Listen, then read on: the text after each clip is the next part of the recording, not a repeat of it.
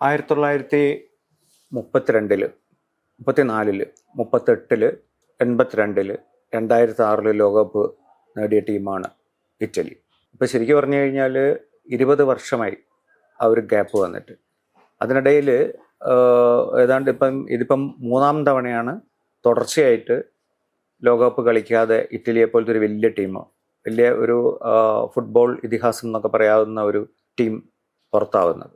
അപ്പോൾ ശരിക്കും അതിനകത്ത് ഉണ്ടാകുന്ന ഒരു നമ്മളൊരു വലിയ ഒരു ലെജൻഡറി നാഷൻ, അതിൻ്റെ തലമുറ ഒരു വലിയ ഗ്യാപ്പാണ്, ഒരു തലമുറ വ്യത്യാസം തന്നെ വരാൻ പോവുകയാണ്. കാരണം ഒരു ലോകകപ്പും കളിക്കാത്ത ഇറ്റാലിയൻസ് എന്ന് പറയുന്നത്. അപ്പോൾ ആ ഒരു ഗ്യാപ്പിനെ പറ്റി ദിലീപിന് എന്താ തോന്നുന്നു? ഈ 2006 ജയിച്ചതിന് ശേഷം ജനിച്ച ഒരാൾക്കും ഇനിയിപ്പോൾ ഓർമ്മ ഉണ്ടാവില്ല ഇറ്റലി ലോകകപ്പ് കളിച്ചതെന്ന് വെച്ചാൽ 2014 8 വയസ്സുള്ളപ്പോൾ എന്താ ഓർമ്മ ഉണ്ടാവും? വളരെ ചുരുങ്ങിയ ഓർമ്മകളെ ഉണ്ടാവുള്ളൂ.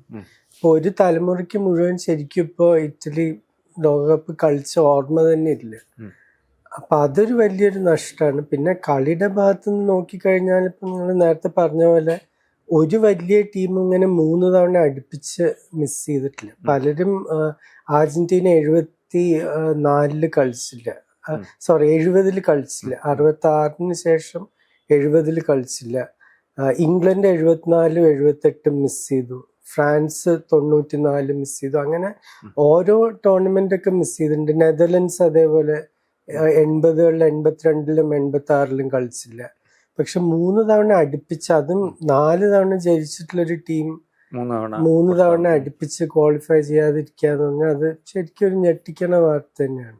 ഈ 58 ഇറ്റലി ഇല്ലാതെ ലോകകപ്പ് നടന്നിട്ടുണ്ടല്ലോ. പക്ഷെ അത് നമ്മൾ പറയുന്നത് ഒരു മോശം കളി. പിന്നെ 16 ടീമേ ഉള്ളൂ. അപ്പൊ കയറാൻ അത്രയും ബുദ്ധിമുട്ടായിരുന്നു. 16 ടീം എന്ന് പറയുമ്പോൾ ഓരോ കോണ്ടിനെന്റിൽ നിന്നും 6-7 ടീമൊക്കെ മാക്സിമം, യൂറോപ്പിൽ നിന്ന് തന്നെ അത്ര ഉണ്ടാവുള്ളൂ. അപ്പൊ അനേക വലിയ ടീമുകൾ അങ്ങനെ പുറത്തായിട്ടുണ്ട് ആ സമയത്തൊക്കെ. എന്നാലും അതൊരു സോളിറ്ററി ഡിഫീറ്റ് എന്നുള്ള രീതിയിലാണ്. പക്ഷെ ഇപ്പോൾ ഉള്ളത് പറഞ്ഞാൽ ഒരു സിസ്റ്റമാറ്റിക് ആയിട്ടുള്ള ഒരു സ്ട്രക്ചറൽ ഡിഫീറ്റ് എന്നുള്ള രീതിയിലാണല്ലോ വിലയിരുത്തപ്പെടുന്നത്. അപ്പോൾ അതിനകത്ത് നല്ല കളിക്കാരെ പൈപ്പ് ലൈൻ ചെയ്യാനുള്ള ഒരു വലിയ സിസ്റ്റമുള്ള ഒരു നാഷനും കൂടിയാണല്ലോ. നമ്മളിപ്പോൾ സ്പെയിനിനെ പോലെയോ അല്ലെങ്കിൽ ഇംഗ്ലണ്ടിനെ പോലെയോ ഒക്കെ പറയുകയാണെങ്കിൽ. മാത്രമല്ല അതിൻ്റെ ഒരു ഹിസ്റ്ററി പറയുകയാണെങ്കിൽ ഇപ്പം AC മിലാൻ്റെ മാൽഡിനിയുടെ ടീം, അല്ലെങ്കിൽ പിന്നെ മറഡോണ തന്നെ നേതൃത്വം കൊടുത്തിട്ടുള്ള നാപ്പോളി, അങ്ങനെയൊക്കെയുള്ള ടീമുകളുണ്ട്. അപ്പോൾ അതായത് നമ്മൾ ഒരു ആഭ്യന്തര ഫുട്ബോൾ എന്ന് പറയുന്ന വളരെ ഗംഭീരമായിട്ട് കളിക്കുന്ന ഒരു നാഷൻ കൂടിയാണ്. അപ്പോൾ ഇതിനകത്തൊരു ഒരു ഫിലോസഫിക്കൽ ഡിഫീറ്റ് ഇല്ലേ? കാരണം ഇത്രയും നല്ലൊരു ഫുട്ബോളിംഗ് നാഷൻ എന്ന് പറയുന്ന ഇറ്റലി കളിക്കാതിരിക്കുക എന്നുള്ള അതിന്റെ ആ ഒരു ഈ സ്ട്രക്ചറൽ ഫെയിലിയറിന്റെ ഒരു ഹിസ്റ്ററി എന്താണ്? ഇത് ഒരു മനുഷ്യനായാലും ഒരു ഫുട്ബോൾ ടീം ആയാലും ഈ അധപതനം തുടങ്ങേണ്ട അഹങ്കാരത്തിൽ നിന്ന്. ഏതൊരു മനുഷ്യന്റെ കാര്യം എടുത്താലും, ഇപ്പൊ എന്റെ കാര്യമായാലും നിങ്ങളുടെ ആയാലും, ഒരു ഫുട്ബോൾ ടീമിന്റെ ഒരു രാജ്യത്തിന്റെ കാര്യം എടുത്താലും ഒക്കെ അഹങ്കാരത്തിൽ നിന്നാണ് അത് തുടക്കം.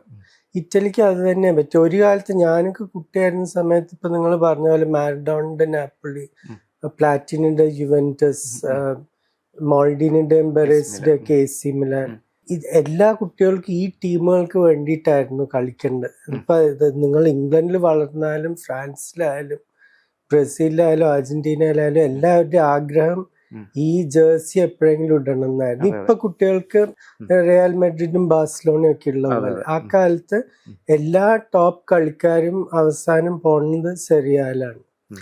അപ്പൊ അതിൻ്റെതായിട്ടുള്ള ഒരു അഹങ്കാരം ഉണ്ടായിരുന്നു, ഞങ്ങളുടെ അടുത്ത് ആരും എത്തില്ല എന്നുള്ളത്.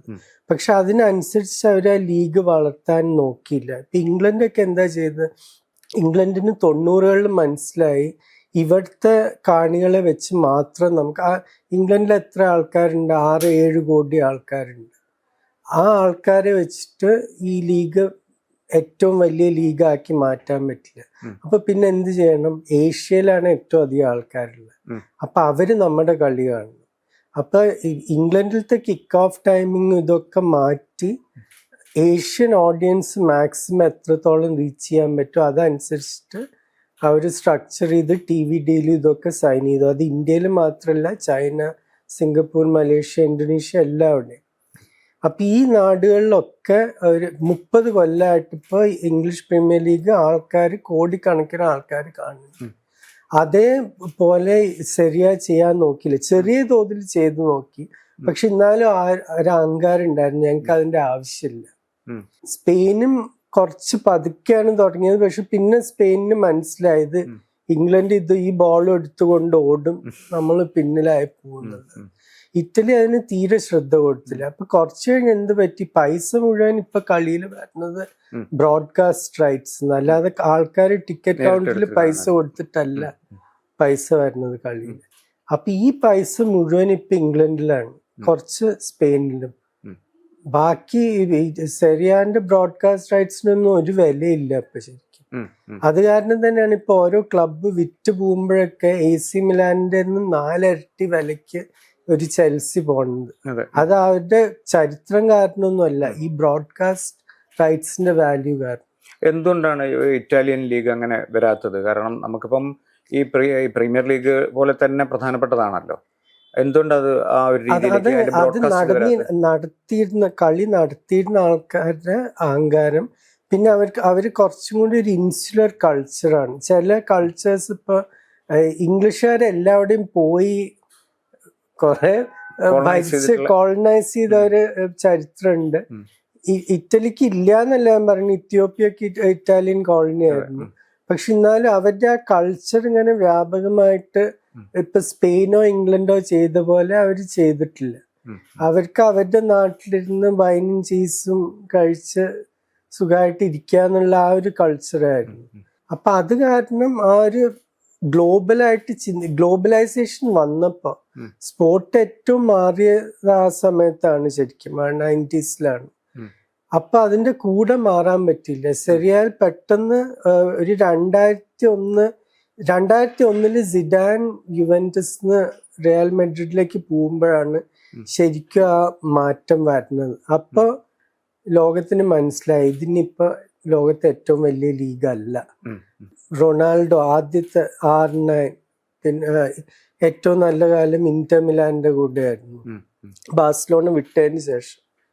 അപ്പൊ ഇതൊക്കെ ഇങ്ങനത്തെ ഓരോ മാറ്റങ്ങളോടുകൂടി, പിന്നെ അത് കഴിഞ്ഞിട്ട് ഡേവിഡ് ബെക്കം, ക്രിസ്ത്യാനോ റൊണാൾഡോ, മെസ്സി പിന്നെ അവിടെ തന്നെ സ്പെയിനിൽ തന്നെ ആയിരുന്നു. ഇവരൊക്കെ എല്ലാ ടോപ്പ് പ്ലേയേഴ്സും സ്പെയിനിലായി, പിന്നീട് ഇംഗ്ലണ്ടിലേക്കും വരാൻ തുടങ്ങി. അപ്പൊ ഇപ്പൊ ഇറ്റലി പോണവരാരാണ്? 30-32 വയസ്സായിട്ട് അവസാനത്തെ ഒരു ചെക്കിന് വേണ്ടി പോണ കളിക്കാർ. ഈ തോൽവി, അതായത് ഇത്തവണ പുറത്താവുന്ന രീതിയിൽ ഇന്നലെ ബോസ്നിയായിട്ടുള്ള കളി വെച്ച് നോക്കുകയാണെങ്കിൽ അതിനകത്തുള്ള എന്തുകൊണ്ടാണ് ഇത്രയും മികച്ച ടീം തന്നെ പറയാലോ, മിഡ്ഫീൽഡൊക്കെ വെച്ച് പറയുകയാണെങ്കിൽ? ഇതിപ്പോ ഒരു കളിക്കാരെ ഓരോ ടീമിന്റെയും ഷീറ്റ് നോക്കിക്കഴിഞ്ഞാൽ ബോസ്നിയ ഒരിക്കലും ജയിക്കാൻ പാടില്ല ഈ കളി. ഇതിലിപ്പോ ഇന്റർ കഴിഞ്ഞ 4 കൊല്ലത്തിൽ 2 തവണ ചാമ്പ്യൻസ് ലീഗ് ഫൈനലിൽ എത്തിയ ടീമാണ്. അതിലത്തെ പല കളിക്കാരും ഡിമാർക്കോയും ബാസ്റ്റോണിയും ഒക്കെ ഇന്റർ കളിക്കാരാണ്. ഡോണറുമ്മ PSG കൂടെ ചാമ്പ്യൻസ് ലീഗ് ജയിച്ച ഗോൾ കീപ്പറാണ്. അപ്പൊ ഇങ്ങനത്തെ കളിക്കാരൊക്കെ വെച്ചിട്ട് എന്തായാലും ഇറ്റലി ജയിക്കേണ്ടതാണ്. പക്ഷെ ഇപ്പൊ ഒരു കോൺഫിഡൻസ് ഇല്ലാത്ത ടീമായി മാറിയിട്ടുണ്ട്. പിന്നെ ഓരോ തവണ നിങ്ങൾ ഇങ്ങനെ തോൽക്കുമ്പോഴും ആ ആകാംക്ഷ ഇങ്ങനെ കൂടിക്കൂടി വരും. നമ്മൾ കഴിഞ്ഞ പ്രാവശ്യം നോർത്ത് മാസിഡോണിയോട് തോറ്റു, അതിന് മുമ്പത്തെ പ്രാവശ്യം സ്വീഡനോട് തോറ്റു. ഇതൊക്കെ ഇങ്ങനത്തെ പ്ലേ ഓഫിലാണ്. അപ്പൊ ആ ഒരു പ്രഷർ മറ്റവർക്ക് ആ ഒരു പ്രഷർ ഇല്ല. ബോസ്നിയ ഇപ്പൊ ഒരു ലോകകപ്പ് എത്തിയാൽ തന്നെ അവർക്കൊരു വലിയ കാര്യമാണ്. എത്തിയില്ലെങ്കിൽ ഇപ്പൊ ഇറ്റലിയോടല്ലേ നിങ്ങൾ തോറ്റ, ആരും കളിക്കാരെ തെറി പറയാനൊന്നും പോണില്ല. ഇതിപ്പോ കളിക്കാരുടെ ജീവിതം തന്നെ മാറ്റണ ഒരു തോൽവിയാണ് ശരിക്കും. പലരും ഇന്നലെ സ്പിനൽസോളൊക്കെ പറയണ്ടായിരുന്നു, ഞാൻ 9 കൊല്ലമായി കളിക്കാൻ തുടങ്ങിയിട്ട് ഇതുവരെ ഒരു ലോകകപ്പ് കളിച്ചിട്ടില്ല, ഇനി മിക്കവാറും കളിക്കില്ല. അത് പല കളിക്കാരുടെയും ഗതി അതാണ് ശരിക്കും. ഈ അതിനിടയില് നമ്മളിപ്പം ഈ 2021 യൂറോ ഇറ്റലിയാണല്ലോ വിൻ ചെയ്യുന്നത്. അപ്പൊ ആ സമയത്തൊക്കെ വീണ്ടും ഒരു പ്രതീക്ഷ വന്നിരുന്നു. കാരണം വീണ്ടും ഉയർന്നു വരുന്ന ഒരു ഇറ്റലി എന്നുള്ള രീതിയിൽ. പക്ഷെ ടോട്ടൽ കൺട്രോൾ വിട്ടുപോകുന്ന രീതിയിൽ, കാരണം അങ്ങനത്തെ ഒരു വേൾഡ് ലെവലിൽ ഒരു സാധാരണ ടീം പോലും അല്ലാതായി മാറുന്നതിന്റെ ആ ഒരു എവല്യൂഷൻ പിന്നീട് നടക്കുന്ന എങ്ങനെയാണ്? ആ 2021 ഞാനത് അത്ര സീരിയസ് ആയിട്ട് എടുക്കുന്നില്ല. എന്ന് വെച്ചാൽ അത് ആ കോവിഡ് കാലത്ത് കളിച്ച ഫുൾ ക്രൗഡ്സ് ഒന്നും ഇല്ലാതെ കളിച്ചൊരു യൂറോ ആണ്. സാധാരണഗതിയിൽ കളിച്ചൊരു ടൂർണമെന്റ് ആണെങ്കിൽ അത് ഇറ്റലി ജയിക്കായിരുന്നോ എന്ന് എനിക്കറിയില്ല. നല്ല കളിക്കാരുണ്ടായിരുന്നു തീർച്ചയായിട്ടും.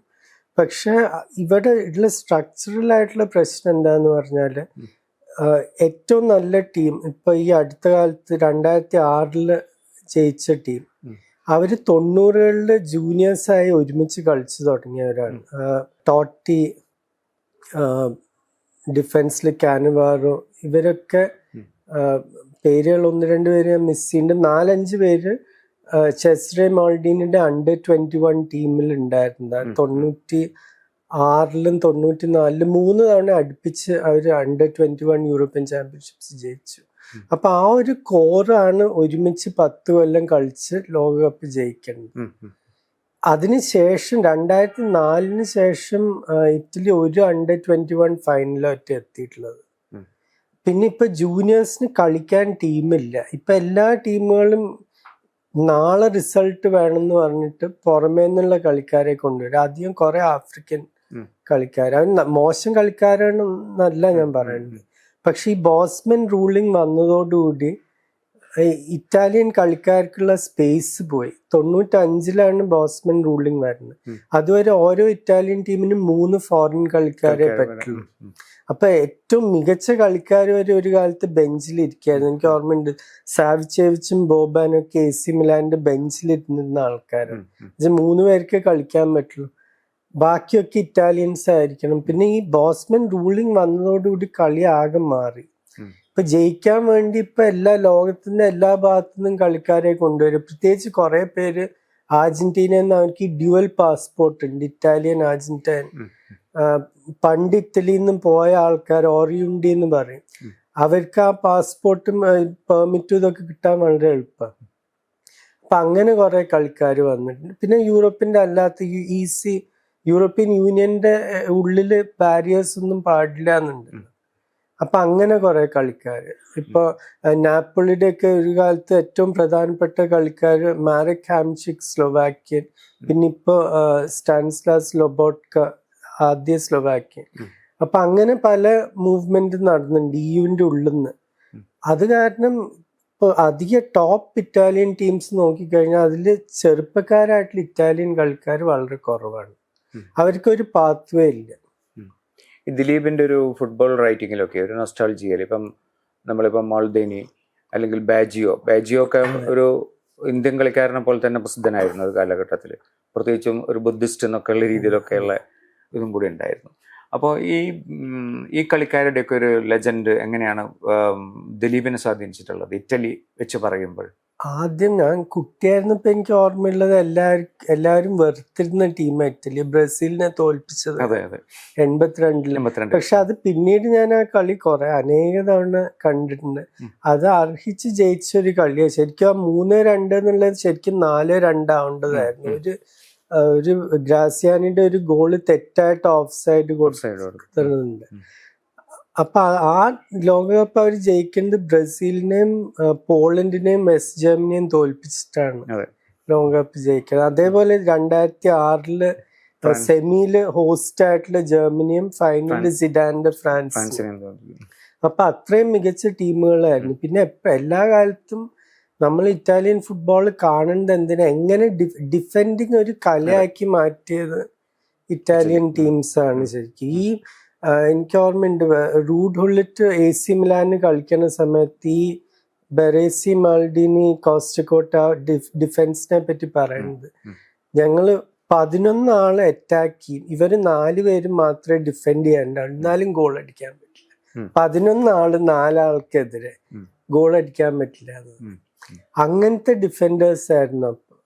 അപ്പൊ അതാണ് ഇറ്റാലിയൻ ഫുട്ബോൾ എന്ന് പറയുമ്പോൾ ആദ്യം നമ്മുടെ മനസ്സിൽ വരിക അതാണ്. ആ ഒരു ഓർഗനൈസേഷൻ ഒരിക്കലും നമുക്കത് മറികടക്കാൻ പറ്റില്ല. പിന്നെ അത് കൂടാതെ ഈ ഫ്ലെയർ പ്ലേയേഴ്സ്, ഇപ്പൊ ബാജിയോന്റെ കാര്യം നിങ്ങൾ പറഞ്ഞു, അതിനുശേഷം വന്ന് ഡെൽ പിയറോ, ടോട്ടി, ഇവരൊക്കെ ജീനിയസ് പ്ലേയേഴ്സ്. ദിലീപിന്റെ മനസ്സിലുള്ള ഒരു ഇറ്റാലിയൻ ഹീറോ എന്ന് പറയുന്ന ആരാ? എന്റെ ഫേവറേറ്റ് പ്ലെയർ 2 പേര്. ഒന്ന് ഗേറ്റാനോ സിറേ എന്ന് പറഞ്ഞ സെന്റർ ബാക്ക് യുവന്റസ്. എല്ലാവരും ബെറേസി എന്ന് പറയും. ബെറേസിയുടെ ഗോഡ് ഫാദർ ആയിരുന്നു സിറേ. അത്രയും ഹൈറ്റ് ഇല്ല, തടിയില്ല, ഒന്നുമില്ല. ഫിസിക്കലായി നോക്കിക്കഴിഞ്ഞാൽ സാധാരണ ഒരു മനുഷ്യൻ. പക്ഷെ ആ പൊസിഷനിങ് കാരണം ഒന്നും അദ്ദേഹത്തെ പാസ് ചെയ്യില്ല. ഒന്ന് സിറേ. പിന്നെ ടോട്ടി എനിക്ക് ഏറ്റവും ബഹുമാനമുള്ള ഒരു കളിക്കാരൻ. എന്ന് വെച്ചാൽ എത്ര പൈസയും കൊടുക്കാൻ തയ്യാറായിരുന്നു റയൽ മാഡ്രിഡ്, ബാഴ്സലോണ, ഇംഗ്ലണ്ടിലത്തെ പല ക്ലബുകളും. പക്ഷെ താൻ ജനിച്ച നഗരത്തിലത്തെ ക്ലബിന് വേണ്ടി കളിക്കുള്ളൂ എന്നുള്ള ആ വാശിയോടുകൂടി ഒരു ഒറ്റ സെറിയ ടൈറ്റില് നേടിയുള്ളൂ. പക്ഷെ ഞാൻ എപ്പോഴും എല്ലാവരോടും പറയും, നിങ്ങളുടെ നാട്ടിലത്തെ ടീമിന് വേണ്ടി ഒരു ടൈറ്റിൽ ജയിക്കുന്നത് ബാക്കിയുള്ളവർക്ക് വേണ്ടി 10 ജയിക്കുന്നതിന് തുല്യമാണ്. അപ്പൊ അത് കാരണം എനിക്ക് ഭയങ്കര ബഹുമാനമായിരുന്നു ടോട്ടി എന്ന് പറഞ്ഞത്.